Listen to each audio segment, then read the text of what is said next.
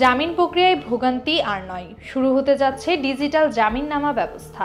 আদালত থেকে এক ক্লিপেই জামিন পৌঁছে যাবে সংশ্লিষ্ট কারাগারে। 15 অক্টোবর থেকেই এই ব্যবস্থা চালু হচ্ছে। এই উদ্যোগের মাধ্যমে 12 ধাপের হয়রানিমূলক প্রক্রিয়ার অবসান হবে। 14 অক্টোবর সুপ্রিম কোর্ট অডিটোরিয়ামে অ্যাটর্নি জেনারেল অফিসের ইন্টার্নশিপ প্রোগ্রামের উদ্বোধনী অনুষ্ঠানে আইন উপদেষ্টা ডক্টর আসিফ নজরুল এই ঘোষণা দেন। আইন উপদেষ্টা বলেন, আদালত থেকে জামিন পাওয়ার পর আসামিকে 12টি ধাপ অতিক্রম করতে হয়। এর কোনো ধাপে খরচ করতে হয় টাকাও।